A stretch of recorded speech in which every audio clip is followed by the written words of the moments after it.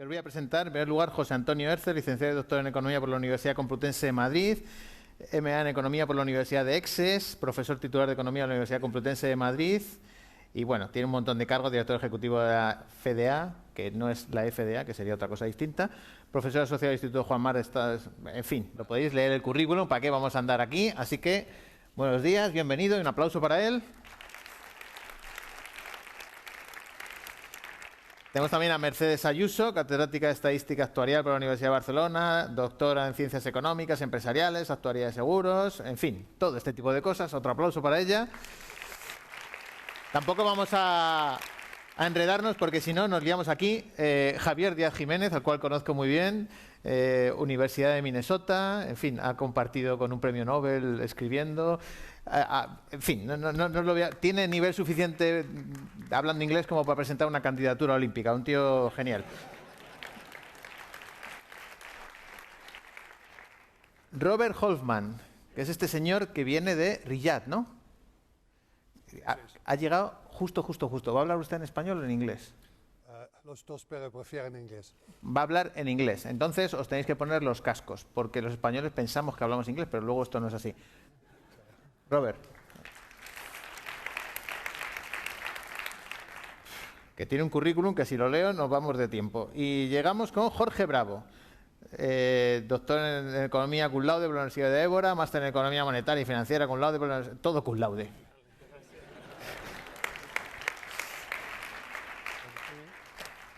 Sí, pues poneos donde queráis. Yo me voy a coger una mesa, o sea, una silla, e iré pasando por aquí o moviéndome entre vosotros. La primera pregunta es para Mercedes. ¿Es sostenible el sistema público de pensiones en España? Y, de serlo, ¿podrá pagar pensiones suficientes? Esta es la pregunta que todo el mundo se hace, lógicamente. Sí, evidentemente. ¿Se oye bien? Sí. Bueno, en primer lugar, buenos días. Mira, el sistema de pensiones tiene que ser sostenible independientemente de cualquier ideología, porque es algo que es necesario dentro de una población. Por lo tanto, la primera premisa es que todos hemos de luchar porque lo sea, ¿correcto? Una cuestión importante es la segunda que me estás formulando, es decir, ¿es suficiente o va a ser suficiente? Y aquí yo creo que es donde debemos hablar con claridad y con la máxima precisión posible y además con las máximas innovaciones o teniendo en cuenta todo lo que se puede hacer y lo que se está haciendo. Cuando se habla de suficiencia de pensiones es muy habitual definirlas en términos de un porcentaje respecto al último salario que ha cobrado la persona, es decir, decimos la persona cobra o la pensión repercute o supone un tanto por ciento de mi salario, eso es suficiente para mí. Yo creo que tenemos que ir un poquito más allá para hablar ya de nuevas cosas que se están haciendo, ¿no? Y es definir el concepto de suficiencia adaptado a lo que es la nueva sociedad o lo que va a ser la nueva sociedad. Y es una sociedad que es diferente de la que veníamos teniendo. ¿Por qué? Porque en el caso de España, como de otros contextos no muy lejanos, se está produciendo un envejecimiento muy fuerte de la población. Y este envejecimiento tiene unas repercusiones en la creación o en el mantenimiento de algo que es muy relevante, que es el estado del bienestar. Es decir, tenemos que hablar de la suficiencia relacionándolo con lo que va a ser el estado del bienestar. Esta gran empresa sobre la cual tenemos que tener una estrategia que afecta a pensiones, pero que afecta a muchas otras cosas, ¿de acuerdo? Afecta a estado de salud, afecta a necesidades de cuidados, una estrategia que hace que desde el punto de vista de los análisis tengamos encima de la mesa una combinación de factores que no podemos trabajar aisladamente. Por lo tanto, el hablar de suficiencia implica hablar de aquellas necesidades que van a tener las personas que tienen hoy y las que vamos a tener en un futuro, porque no nos olvidemos que las pensiones, hay pensionistas ahora y habrá también en un futuro. Por lo tanto, las personas que ahora están cotizando para mantener un sistema de pensiones también tienen derecho a tenerlo cubierto. Básicamente, por lo tanto, yo creo que hemos de entrar en las dinámicas de suficiencia viendo todo el ciclo de vida de la persona en su posición pasiva o en su situación pasiva, con aquellas necesidades que a veces no se despiertan a los 65 años, sino que se despiertan más tardía. Bueno, yo creo que hay una estrategia clara, que es dejar de mejorar la sanidad, porque la gente dura mucho y esto para los planes de pensiones es horrible. Claro, imagínate. No, pues vamos a que vivan 105 años, no salen las cuentas. Jorge, ¿cuál es el verdadero impacto de la longevidad para sistemas de pensiones como el español y el portugués? Vale, muchas gracias. En primer lugar, no sé si debo hablar de Portugal porque me he enterado esta mañana que estaba perdiendo el país. Cuando regrese a Lisboa voy a tener por país. Te voy a decir una cosa, la estrategia se puede hacer al revés. O sea, podéis invadir Extremadura, cuando te quieras dar cuenta estás en Cataluña. Ok, voy a pensarlo. Vale, muchas gracias. La verdad es que la longevidad es una cosa buena. Perdonad mi portugués español o español portugués, pero creo que estáis acostumbrados con Cristiano Ronaldo. Okay. La verdad es que la longevidad es un buen problema para la sociedad. Lo que pasa es que en los sistemas de pensiones que son financiados en reparto o por capitalización, si no cambias la tasa de cotización o la baja de cotización, vas a tener un colectivo menor financiando a un colectivo mayor durante más tiempo. Y eso hace que a lo largo los sistemas de pensiones públicos y privados también tengan que introducir reformas. Y lo están haciendo en Portugal y lo están haciendo aquí en España también. Eso pasa por incrementar las contribuciones, sí o no. Eso no es muy popular y estamos en año de elecciones. Eso pasa por disminuir en algunos casos el volumen de las pensiones, las actuales o las futuras. Eso no es también muy popular y no es lo adecuado en cuanto a lo que se pretende de un sistema de pensiones.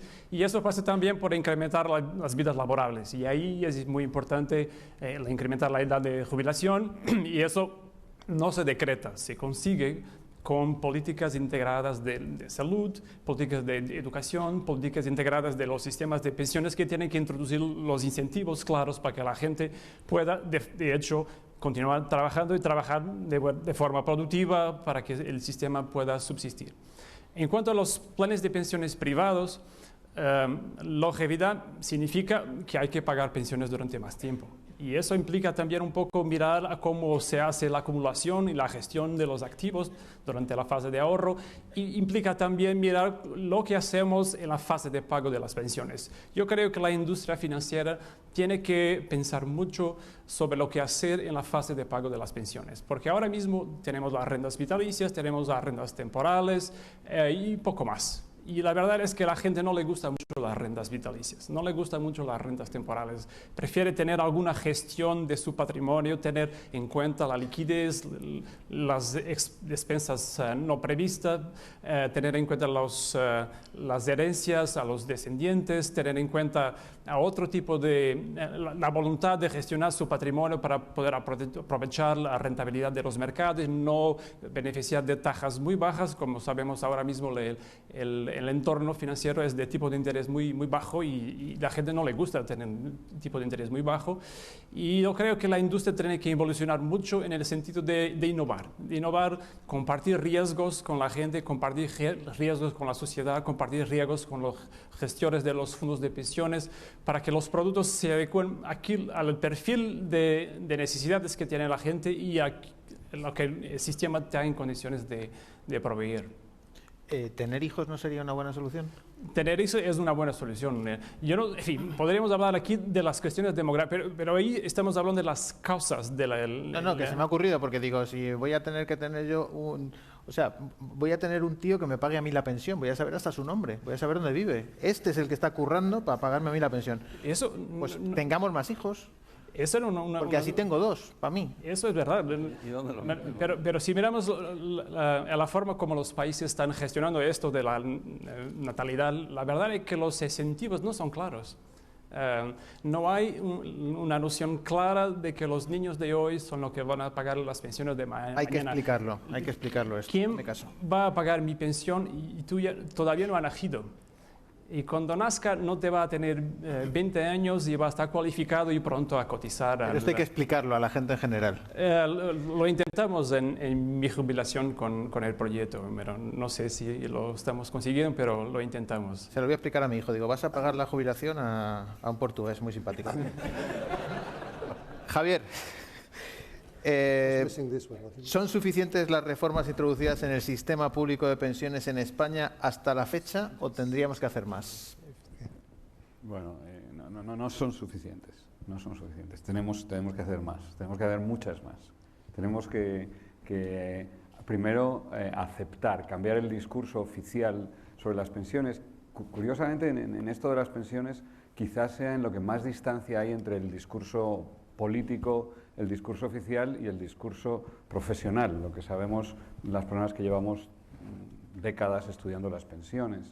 Y entonces, pues primero tendríamos que hacer eso. Tendríamos que abrir esa lata, ese hormiguero, que es replantearnos de verdad si las pensiones españolas, el sistema de reparto español, tal y como está diseñado después de la reforma de 2011, de las reformas de 2013, va a permitirnos tener las pensiones que nos merecemos, que son pensiones generosas, que sean contributivas y que nos permitan vivir con garantías y sin trabajar en la última parte de nuestras vidas, que presumiblemente va a ser más larga de lo que es ahora.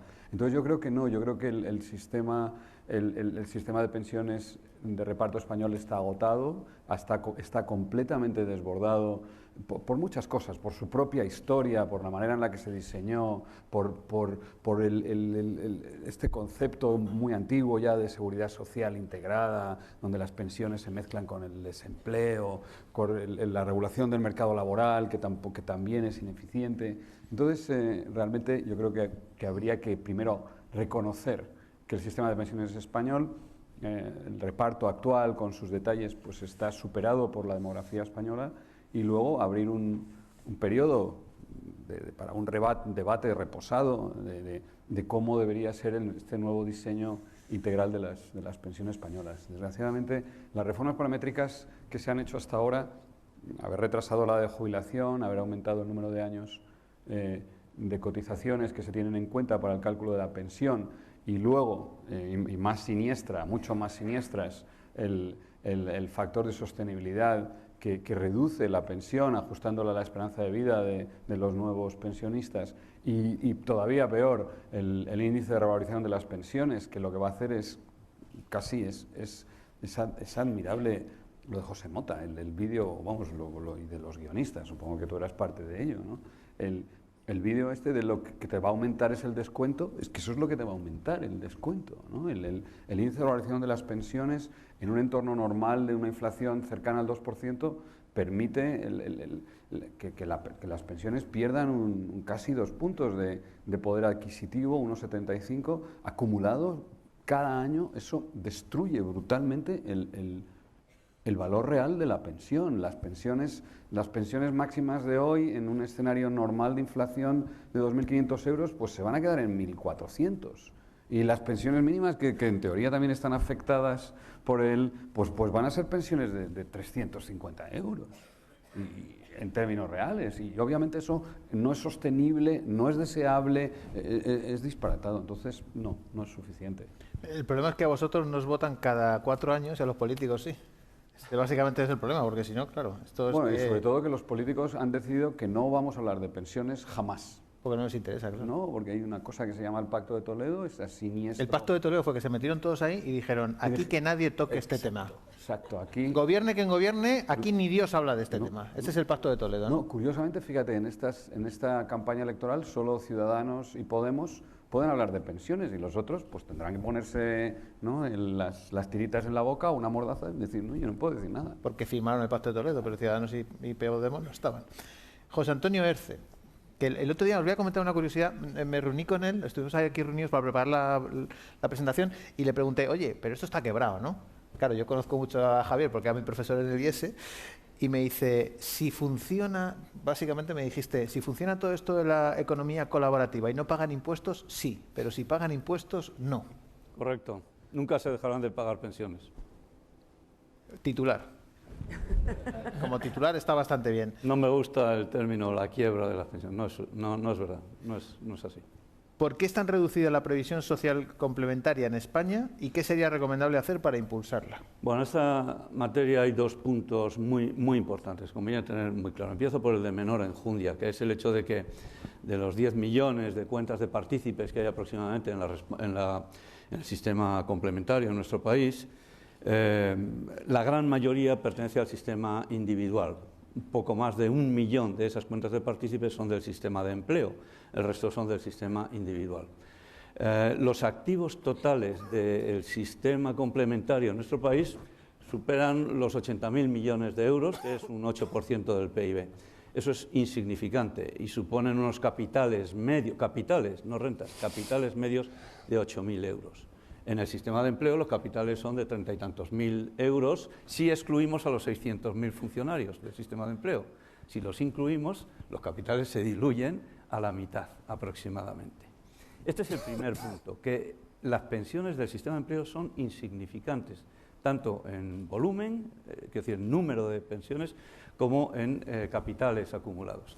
Con las tablas de mortalidad ordinarias que manejamos, 30.000 euros de capital se convierten en una renta vitalicia pagadera mensualmente, 12 pagas al año, de 5 por 3, 15, 150 euros al mes. Eso es lo que dan de sí 30.000 euros para la esperanza de vida de los pensionistas actuales, que es de 20 años a los 65. ¿Y eso lo metéis en un simulador? No, es la regla del 5. La regla, multiplica y te sale por 5 una y mierda divide a por cobrar, 1000. ¿no? Así de sencillo, con la PER 2000, ¿no? Que creo que va a cambiar. En el sistema individual es todavía más patético, porque 8.000 euros de capital medio, o 7.000 incluso, te dan 35 euros al mes. Bueno, 35 por esa euros, razón te que quiero todo el decir mundo se lleva el que capital. no está mal 35 paga, euros. Sí, no está mal, desde luego, para una calle, bueno, vamos. este primer elemento es importante. Tenemos un sistema de previsión social complementaria raquítico, insignificante. Luego mencionaré algo sobre el mayor plan de pensiones del mundo, que es el del personal administrativo de California. El segundo punto relevante es que la previsión social complementaria en nuestro país es tan raquítica porque la seguridad social todavía hoy asegura el 80% de los ingresos previos a la jubilación. En Estados Unidos, la pensión pública más la privada aseguran el 82%, más que en nuestro país, cuyo aseguramiento corre exclusivamente a cargo de la pensión pública. Bueno, es cuestión de cambiar la participación de lo público o lo privado. Yo sé que la gente es exquisita a la hora de hablar de lo público y lo privado. Me da igual, público, privado, capitalización, reparto. Alterar esa participación de las dos patas en un sistema mixto que siga garantizando el 80% de los ingresos previos a la jubilación, pero con la cosa mejor repartida. Y el sistema de previsión social complementaria es tan raquítico porque ya está todo el pescado vendido en la pata pública. Es verdad que con los problemas que señalaban mis compañeros del foro de expertos hace unos minutos, ¿no? Este es el elemento más importante, lo que impide que la previsión social complementaria, yo le quitaría lo de complementaria, lo haría obligatoria o cuasi obligatoria, y además lo generalizaría a todo el mundo con aportaciones significativas a base de facilitar ese tipo de transición. Esta es la realidad de la... ¿Por qué en vez de empleo tenemos fundamentalmente cuentas individuales todavía más raquíticas que las de empleo? Pues las partes sociales sabrán, porque yo creo que esto es un asunto convenial, que es muy difícil someterlo a una legislación compulsiva, obligatoria, y pues el diálogo convenial, las relaciones industriales en nuestro país van por unos derroteros que excluyen una solidez de un sistema de previsión social complementaria en el mundo de las empresas. Decía antes lo del CalPERS. CalPERS es un fondo de pensiones y de prestaciones sanitarias del personal de las administraciones públicas en el estado de California. Entre partícipes y beneficiarios tiene 1,6 millones de efectivos. 1,6 millones. Tiene unos fondos de 300.000 millones de dólares, que es un poco menos de la tercera parte del PIB español. Que ya los querría Miguel Ángel Paez, ¿verdad? 300.000 millones. Tiene unos capitales medios para asegurar esas contingencias de 200.000 dólares por partícipe _beneficiario. Es otra dimensión. Y es California. Es solo California, que es la 9ª economía del mundo si fuera un país. Robert, ¿cuáles son los modelos de pensiones públicas más exitosos en el mundo? Tú eres ministro. La pregunta ayer en Arabia Saudita del ministro de Planificación y Economía, ¿qué es el modelo a seguir? Bon, antes de responder, vamos a cambiar en inglés, porque es la posibilidad a ver si funciona el sistema aquí. Vale. Fue la razón por que fui invitado. Vamos a ponernos en los cascos. No soy especialista de pensiones. Muy bien, ¿todo el mundo me oye? Muy bien, voy a intentar hablar lo mejor que pueda, básicamente. Para contestar la pregunta, lo primero sería decir, ¿utilizando qué criterio? Y podríamos hablar largo y tendido, pero el criterio para un sistema de pensiones es que ofrezca pensiones adecuadas, sea lo que sea eso. También factibles para el bolsillo de la gente, también sostenibles, para no despertarse por la mañana y de repente encontrarse sin pensión. Y tiene que ser un sistema robusto. Si hay un choque, tienen que poder sobrevivir. Entonces, con estos criterios, mi selección, y creo que la mayoría de mis compañeros estarían de acuerdo conmigo, sería seguir un sistema tipo sueco. Suecia tiene un sistema en el que el consumo básico sigue un sistema de aportación definida, pero sin financiación. Con este sistema se aporta en un sistema de ahorros y se termina con dinero para comprar una anualidad, pero no va acumulando dinero de forma fija. Y funciona bastante bien para que también haya un pilar social, como tienen ahí, como ha dicho José Antonio, porque ellos tienen el sistema complementario para que haya cobertura social. Este sistema es un sistema imitado por otros países y funciona bastante bien, diría yo. Ahora, ¿qué pasa con este avión que está viendo este sistema desde arriba?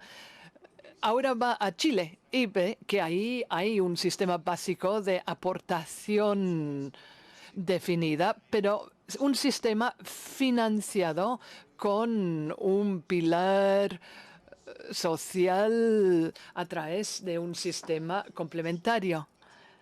Son sistemas alternativos que han sido imitados por otros países, no con el mismo éxito que en Chile y en Suecia, pero sirven como modelos. Las conclusiones son, para tener un modelo para seguir, hace falta contar con un marco conceptual muy sólido y una buena ejecución. El modelo de por sí no va a hacer nada. Hace falta una buena administración para que funcione. Y siguiendo el sistema, a lo mejor todo va muy bien y Jorge puede comprar todas esas cosas que tiene que comprar. Muy buena pregunta. ¿Qué me decís? No sé si tenemos alguna por streaming. Me voy a conectar yo aquí. Ahora mismo estamos... Auditorio, señores de auditorio, tenéis un micrófono que podéis sacar aquí de la silla, ¿vale?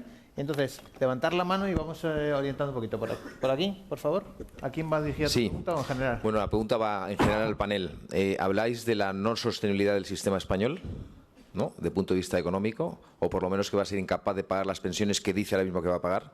¿Estáis viendo vosotros, en vuestras respectivas áreas, algún tipo de, vamos a decir, de intención o de apertura, desde el punto de vista de los políticos, de discutir el modelo, o seguimos exactamente en la misma nivel de no discusión del modelo? Bueno, como os he dicho antes, yo creo que desde un punto desde que yo sepa hasta ahora todo lo que hemos oído y debido al Pacto de Toledo, la posición de todos los partidos del arco parlamentario español es de absoluta negación del problema. Cuando yo doy una charla de pensiones, les pongo una foto de un avestruz y hablo todo el rato del avestruz, porque está completamente cerrado el discurso político a plantearse en profundidad la mejora y la reforma estructural del sistema de pensiones español. Entonces, lo que va a terminar pasando es que el fondo de pensiones va a durar un poco de suerte hasta 2020 y a partir de ahí pues no quedará más remedio. Luego nos queda una administración y media para tener que obligatoriamente enfrentarnos a cómo reformar el sistema de pensiones. El sistema de pensiones es insostenible con las prestaciones y las aportaciones de hoy en día. Con otras fuentes de financiación, por supuesto que lo puedes sostener, y si sigues bajando las pensiones, pues obviamente también, ¿no? Quedaros con titulares que son buenos. Nos queda una administración y media. Hay una pregunta. Sí, Antonio. si puedo intervenir un minuto nada más para complementar lo que ha dicho Javier, ¿no? Yo creo que de la misma forma que hay un dilema, un trade-off entre rentabilidad y riesgo, aquí hay uno parecido entre sostenibilidad y suficiencia. Ahora mismo, con las mimbres que tenemos, no podemos elegir simultáneamente un sistema, o no tenemos un sistema que sea simultáneamente sostenible y además suficiente. Queremos hacerlo sostenible por encima de todo. Yo estoy de acuerdo con las reformas que se han tomado en nuestro debate de sostenibilidad. Y el IRP, el Índice de Revalorización de las Pensiones, aparte de lo que ha dicho Javier, es un mecanismo eficacísimo para avanzar en el camino de la sostenibilidad. La suficiencia va a tener que venir, porque también la queremos, va a tener que venir de esfuerzos adicionales. Y esos esfuerzos adicionales se traducen en trabajar más y mejor, ahorrar más y sobre todo mejor, porque no es que ahorremos poco en España, sino que ahorramos muy mal, metiendo los pies en cubos de cemento, y ese esfuerzo suplementario es lo que tenemos que organizar en los próximos lustros. Porque la sostenibilidad está ya en marcha, aunque con dificultades tanto conceptuales como de operatividad. La inflación que estamos teniendo estos años, en realidad deflación, está yendo en contra de la sostenibilidad del sistema, aunque aplaudamos con las orejas, ¿no? Me gusta mucho eso de meter los pies en cubo de cemento, ahorramos mal. Todos. What has been said.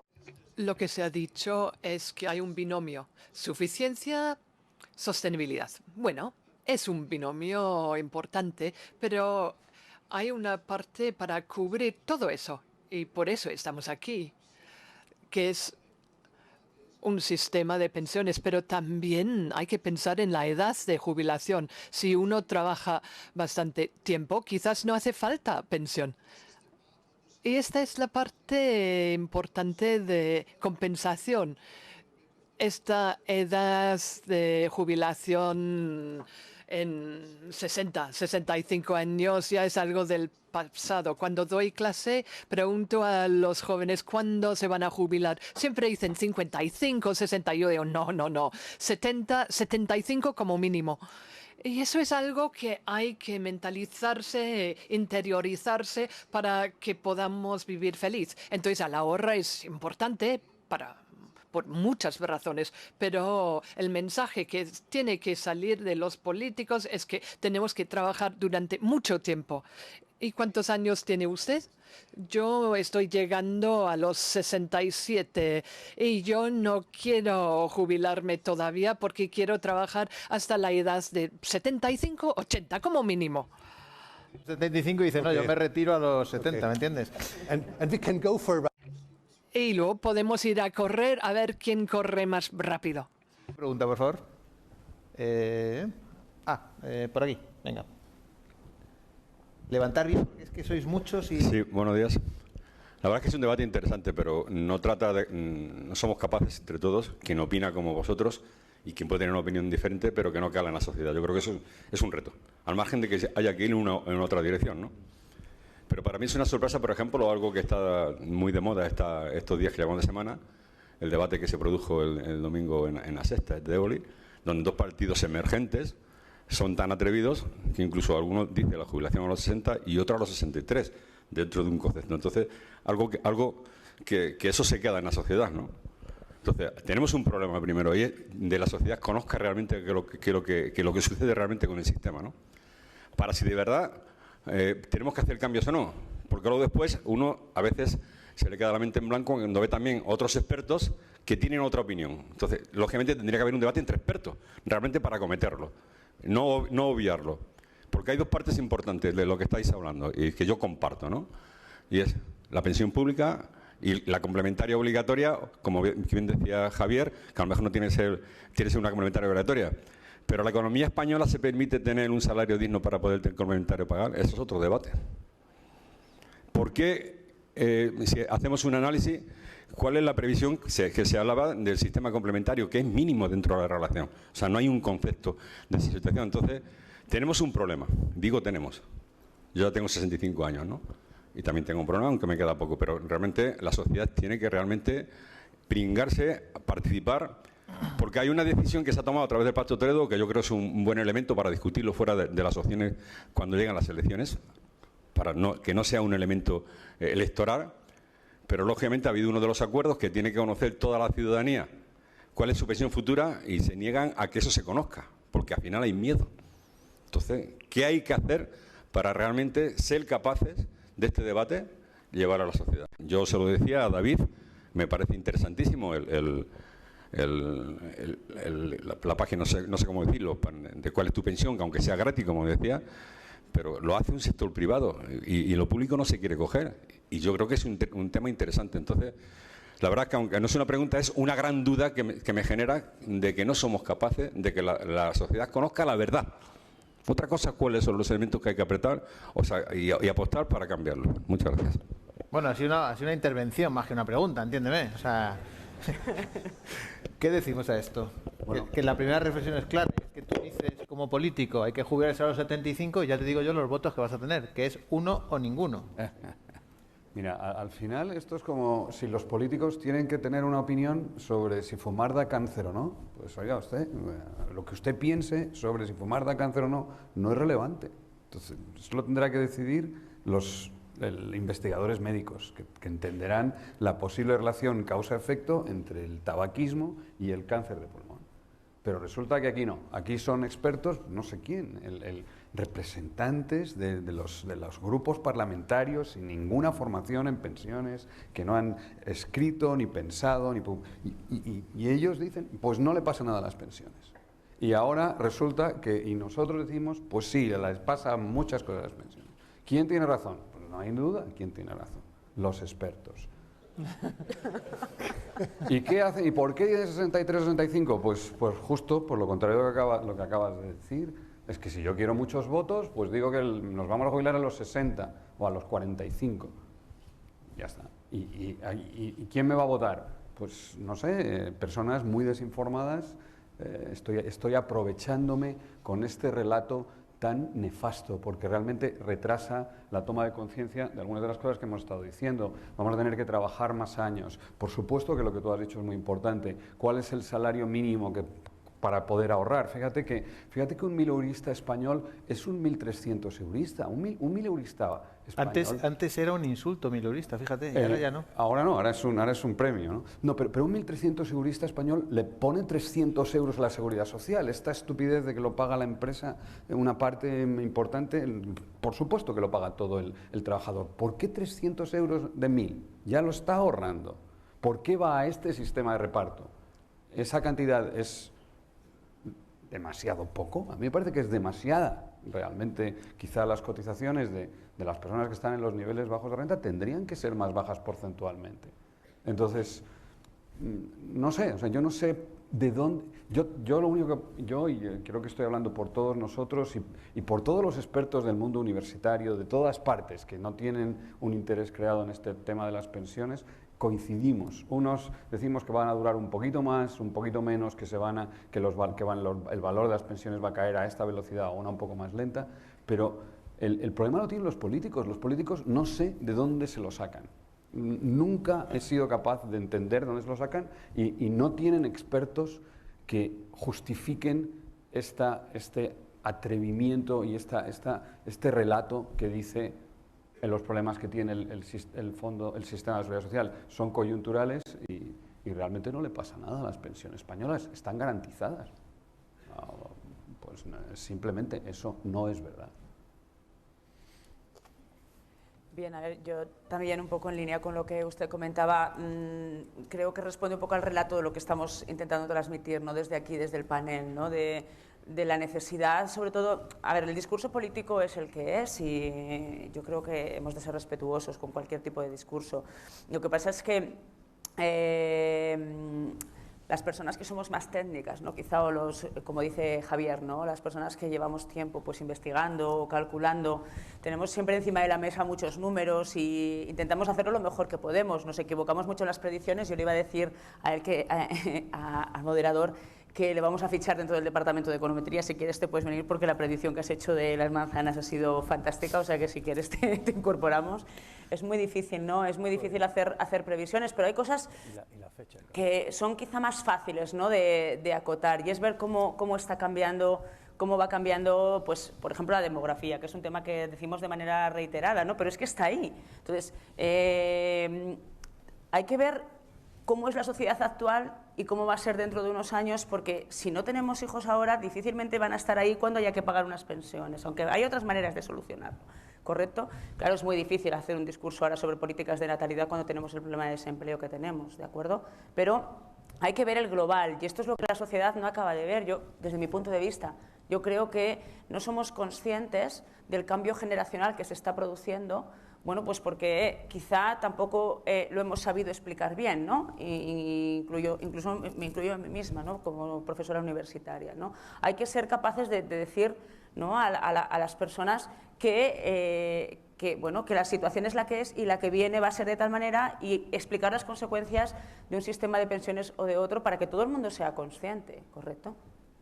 Jorge, sí, la verdad es que hacer proyecciones es difícil, pero la matemática de un sistema de pensiones no es una matemática complicada, es muy sencilla de explicar a la gente. Es muy sencilla. Bueno, ya hemos visto que hay 2 millones de personas que se han metido en el portal porque realmente están preocupadas por este tema, ¿no? Y lo que pasa es que Robert ha hablado aquí del caso de Suecia. Una de las razones por que Suecia ha funcionado bien es porque es el ejemplo número 1 de la transparencia en la gestión, en la organización, en la comunicación del sistema público y privado de pensiones con la gente. Allí nadie puede decirse que no conoce lo que pasa con su sistema público y con su sistema privado. Hay esta experiencia piloto muy bien sucedida de compartir información entre las administraciones pública y privada y enviarla a la gente todos los años un envelope con un extracto de los ahorros que ha hecho, lo que va a generar en términos de pensiones. Eso, más transparente que eso, no puede hacer. Este año he hablado con gente de la administración sueca, han colocado en la web los modelos de proyección que utiliza, la complejidad que está por detrás, la han disponibilizado a la gente. Si quieres, puedes cambiarte las hipótesis, ponerte más crecimiento, menos crecimiento, más niños, menos niños, y hacer lo que hace. Nadie se puede quejar de que no tiene la información. Y cuando haces esto, es más difícil que los políticos te lo puedan estropear. Si lo pones todo a la gente, es muy difícil, tiene que ser un muy buen político para estropear lo que la transparencia provee a la gente. Escúchame, en Portugal y en España tenemos gente así. En Portugal tenemos muy malos políticos. Pues por eso te digo. Y si tenemos ya el Excel de la web esta sueca, ¿por qué no lo copiamos directamente? Si está ahí ya está hecho. ¿Alguna pregunta más? Que estamos ya en recta final, por ahí al fondo. Caballero, y ahí, bueno, venga, las 2 últimas. El señor del fondo. ¿Tienes que darle al botón? Buenos días. A ver, me gustaría saber qué diferencia hay entre el sistema del régimen general aquí en España, que es normalmente para casi todos, y el sistema del régimen de las clases pasivas para los funcionarios. En el régimen general, una persona se tiene que jubilar a los 65 o 67, y por qué en el régimen de los funcionarios de las clases pasivas se puede jubilar a los 60 años. ¿Qué diferencia hay? Porque puede ser algo positivo que haya para el régimen general a partir de ahora, porque yo es que todavía no lo entiendo. Es que lo entiende muy poca gente porque el sistema de clases pasivas es un vestigio galdosiano, decimonónico. Es una cosa que ya está cerrada, es a extinguir, lo que pasa es que pasarán décadas hasta que desaparezca el último de los actuales cotizantes. Ya no entran nuevos funcionarios a clases pasivas, hay unos 600.000 funcionarios, 900.000 beneficiarios de todo tipo, y creo que es al revés, no tengo la cifra exacta en la cabeza. Pero hay curiosamente, clases pasivas es un régimen especial de la Seguridad Social y nunca ha ejercido como un régimen de la Seguridad Social, pero sigue siendo así en la normativa. Y son dos sistemas que están convergiendo hasta que desaparezca el de clases pasivas en su normativa. Efectivamente quedan algunos restos que benefician marginalmente, yo diría, a los trabajadores del régimen de clases pasivas frente a los del régimen general, ¿no? En particular estos que acaba usted de citar, la posibilidad de jubilarse anticipadamente, preservando prácticamente el 100% de la pensión que le corresponde. Eso ya no es posible en el régimen general. Nunca lo ha sido posible porque había unos descuentos, ¿no? de tipo actuarial, del 7, del 8%, dependiendo de la época que te hubiera tocado entrar al sistema, y lo que sí le digo es que están convergiendo esos dos sistemas. Clases pasivas es algo inusitado en el panorama de la previsión social, ¿no? Moderno. Pero es a extinguir. Y sí, pero lo demás, la pensión máxima es la misma, los periodos, los criterios de cómputo vienen a ser prácticamente los mismos, no hay grandes diferencias. De hecho, clases pasivas hasta hace poco no tenían esos pensionistas o trabajadores que se van a jubilar el derecho a incorporar a su pensión el exceso de años por encima de los 65 con la carrera completa de cotización que hubieran estado trabajando adicionalmente. Muchos funcionarios se jubilaban a los 70 años sin acumular a la pensión máxima los 300, 400 euros por mes, que esos son 5.000 euros al año, que muchos trabajadores del régimen general venían haciéndolo ya si postergaban su jubilación después de la edad legal. Ya desde hace poco eso es posible en clases pasivas. Pero eso era una cosa que no era un privilegio precisamente, sino todo lo contrario, no podían hacerlo. De manera que pero es que hay infinidad de elementos disfuncionales en nuestro sistema de pensiones públicas, sean clases pasivas, sean régimen general y sean, por supuesto, régimen de autónomos, que euro por euro cotizado da la mejor pensión del sistema, por si alguien no lo sabía. ¿Por ahí? Sí, hola, buenas, sí, soy Mario Sánchez de Comisiones Obreras.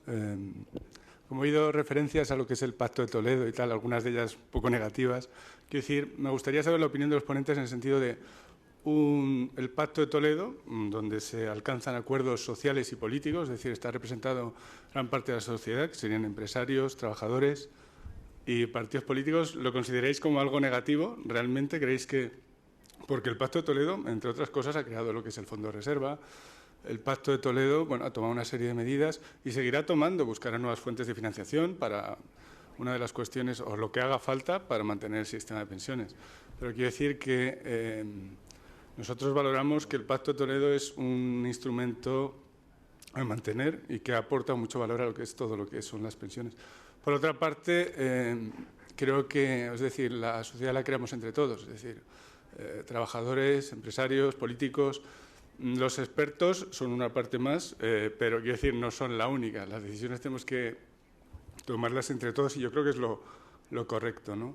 En ese sentido. Y por otra parte, por ejemplo, habéis hablado mucho de Suecia. En Suecia, el acuerdo que se alcanzó fue político y sindical. Las organizaciones Eleo Suecia, el sindicato sueco, firmó ese acuerdo. Es decir, todos lo que son los modelos de pensiones, siempre hay participación política, participación sindical y en los 1000 diferentes modelos.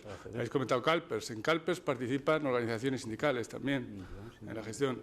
Por cierto, no es el fondo más grande. El fondo más grande es ABP en Holanda, pero que también tiene participación de los trabajadores, ¿no? Quiere decir que yo creo que hay que mirar lo que es el sistema de pensiones y todas las reformas que ha habido de otra perspectiva. Es decir, el sistema sigue siendo sostenible, será sostenible, y lo único que hay que hacer es trabajar todos juntos en esa dirección, pero y en última instancia hubiera sido también deseable una mayor pluralidad. Quiero decir que está muy bien que participen en este panel 5 expertos de mi jubilación, pero quizás, lo decimos, sería positivo añadir más opiniones diversas que no solo sean pues la opinión de todos los expertos de mi jubilación, que está bien, pero que sería positivo incluir más visiones para tener una visión más completa de lo que se... Bueno, pero ya la has dado tú la visión, o sea que te quiero decir que...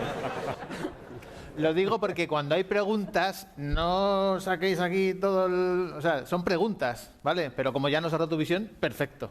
Chicos, Bueno, ¿qué decimos a todo esto? La verdad es que me ha sorprendido un poco, porque de todas las cosas malas que he dicho del Pacto de Toledo, me quieres que las repita. En realidad, hablando en serio, el Pacto de Toledo es exactamente lo contrario a la transparencia. Es un pacto de silencio mafioso.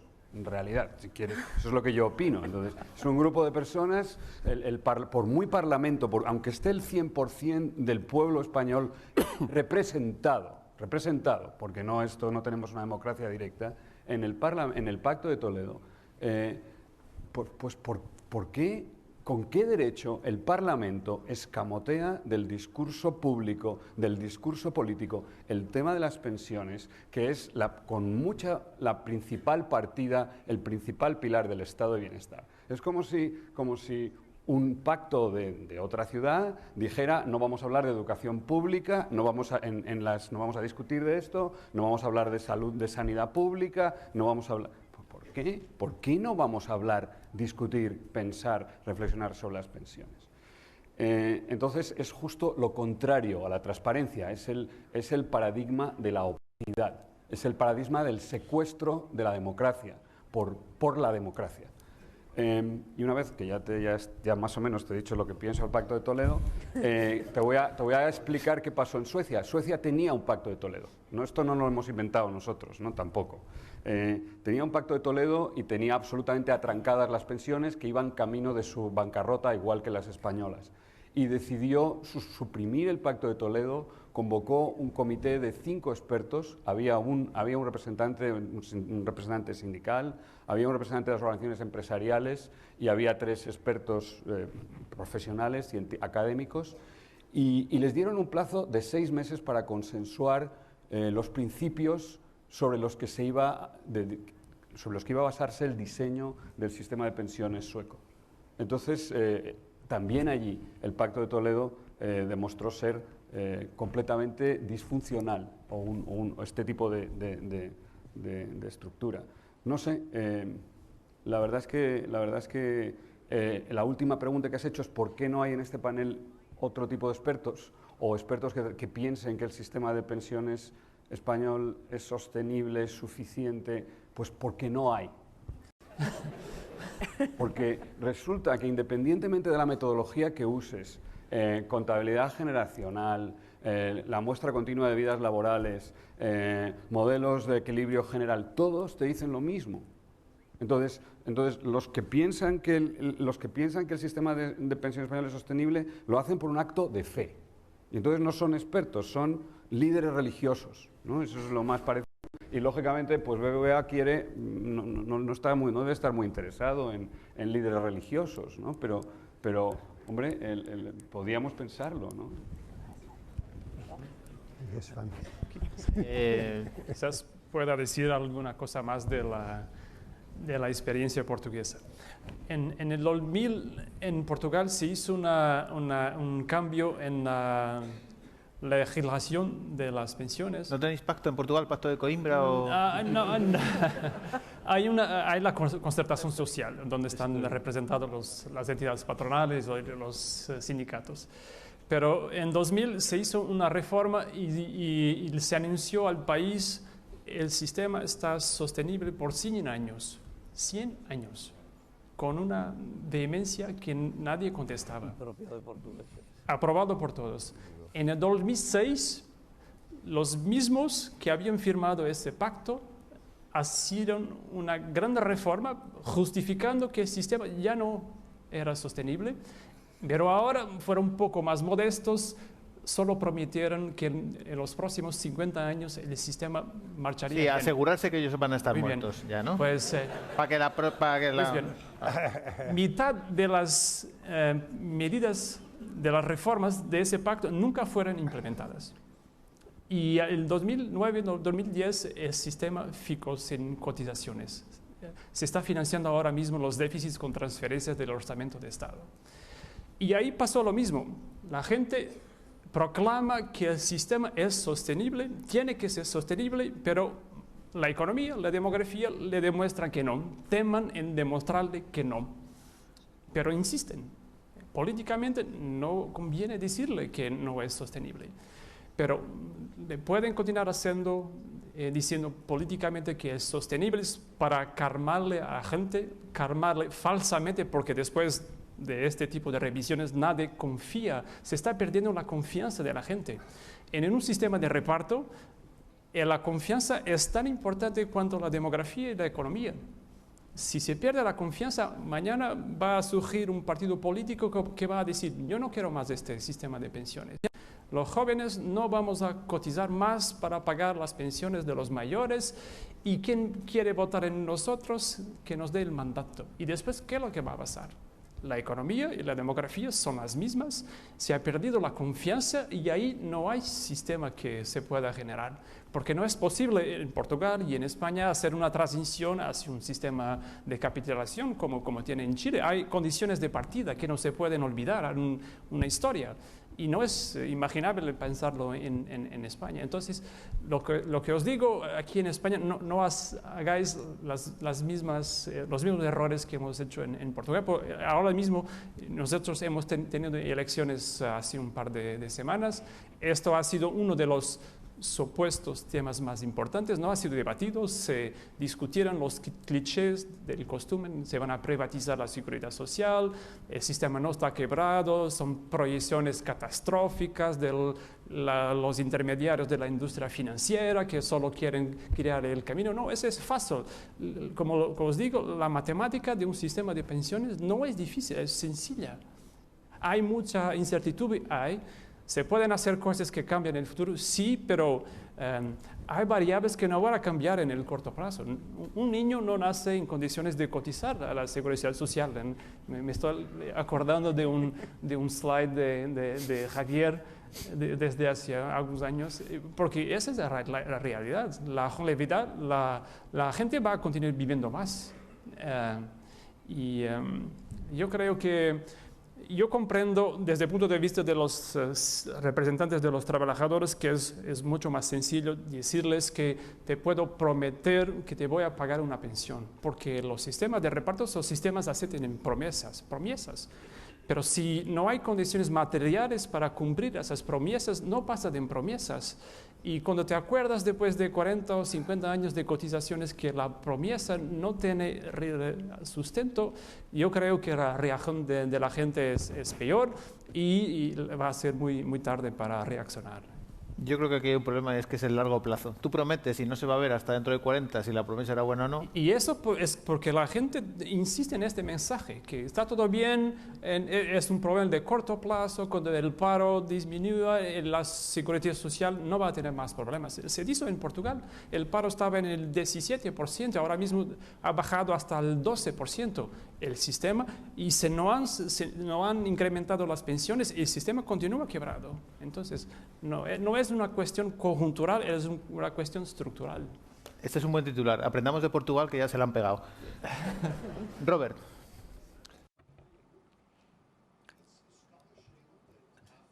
Es increíble que después de tantas reformas con éxito y con menos éxito, todavía se está hablando de lo que se podría hacer. Existe la tecnología, no hay que volver a inventar la rueda. Entonces, ¿qué impulsa la reforma? ¿Y cuáles son las reformas con éxito?